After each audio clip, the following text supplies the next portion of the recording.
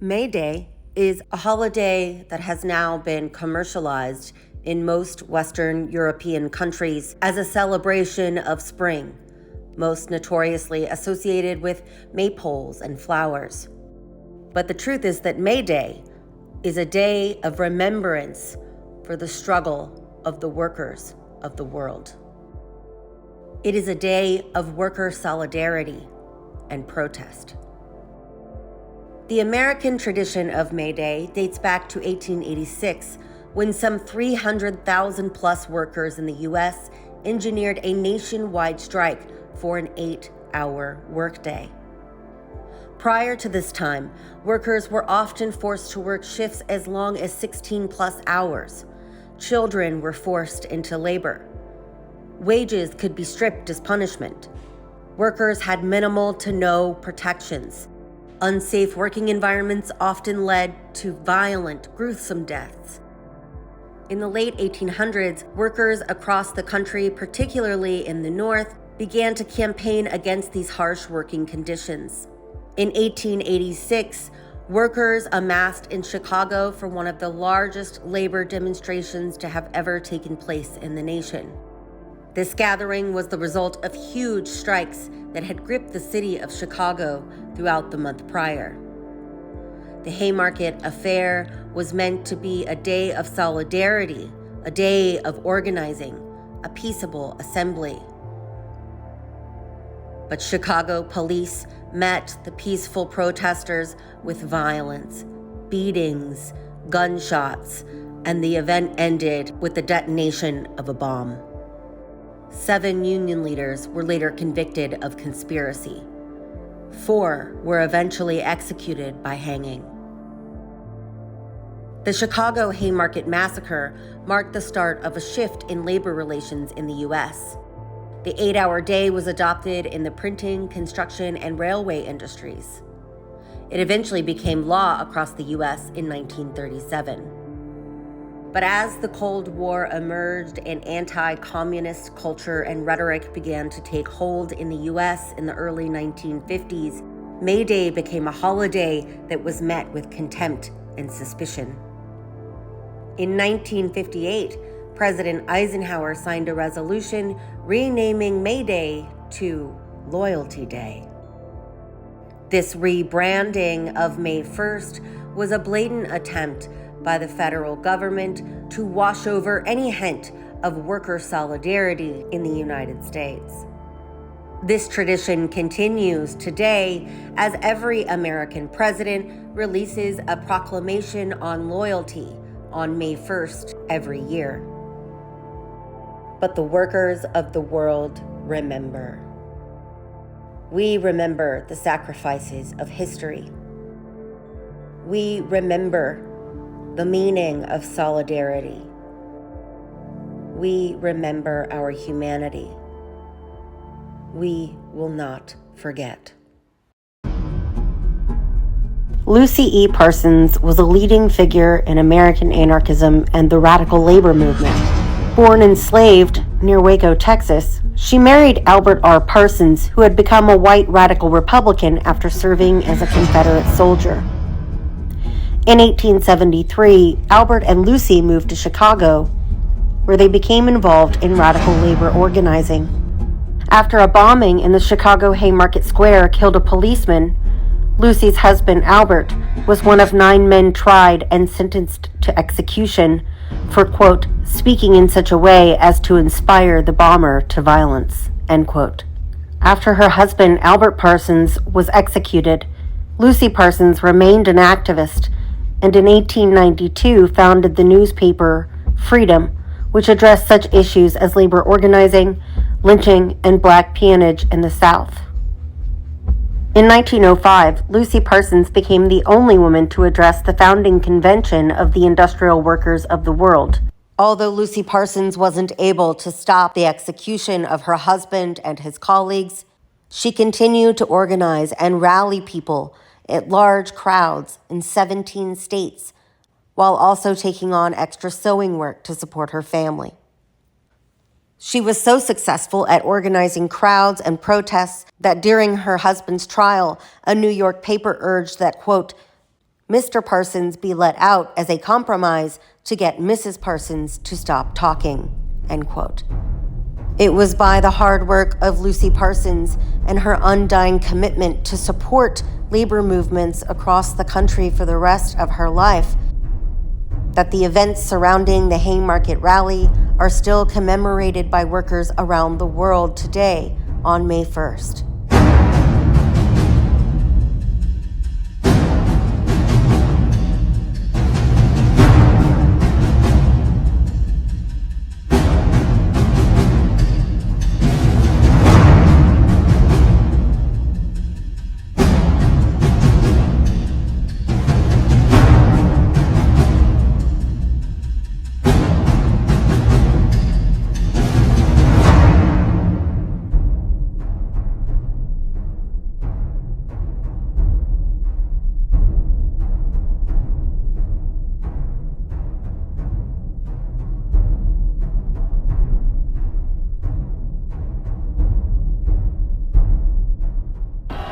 What began as a student protest for reform of the archaic, authoritarian French university system sparked a general strike that electrified the country.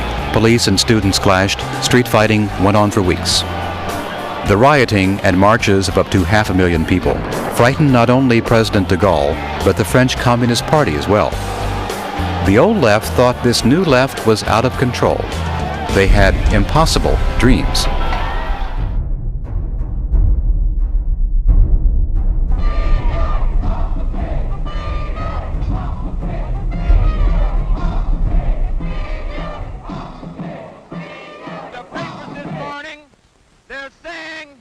The Black Panther Party is subversive. Well, this is all the Black Panther Party has to say to all those pigs in the power structure. The Black Panther Party, along with other members of the community, are feeding 2,000 young brothers and sisters every morning. If that's subversive, then damn it, we subversive. Take this country and change it. Turn it upside down and put the last first and the first last. Not only for black people, but for all people. Everybody knows that all the people don't have liberties, all the people don't have freedom, all the people don't have justice, and all the people don't have power, so that means none of us do. The only way we're going to get some freedom, and the only way we're going to get Huey P. Newton free, is to understand where we, the people, are.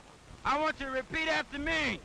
I am a revolutionary. A revolutionary. I am a revolutionary. A revolutionary. I am a revolutionary. A revolutionary.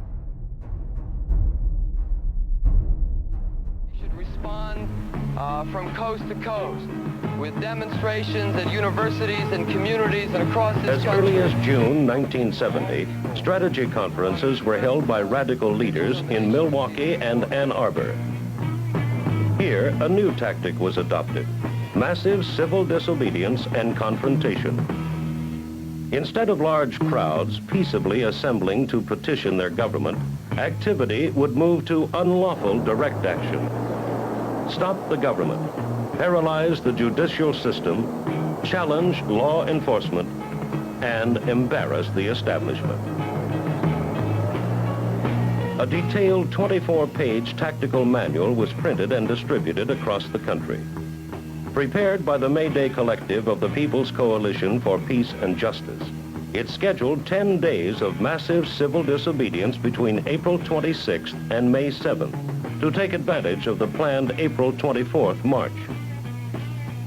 Early disruptive activities focused on the Selective Service, Health, Education and Welfare, Internal Revenue Service, and the Justice Department. In each action, the tactics varied, but the objective was the same: to disrupt the government. During this period, the West Potomac Park campsite became the command, communications, and training center for all May Day activities. Initial May Day tactics called for headquarters in Rock Creek Park, a rugged, wooded 1,700-acre park that runs through the heart of Washington. Recognizing the surveillance and logistics problems with such a site, The Departments of Justice and Interior limited their assembly permit to the more confining West Potomac Park area.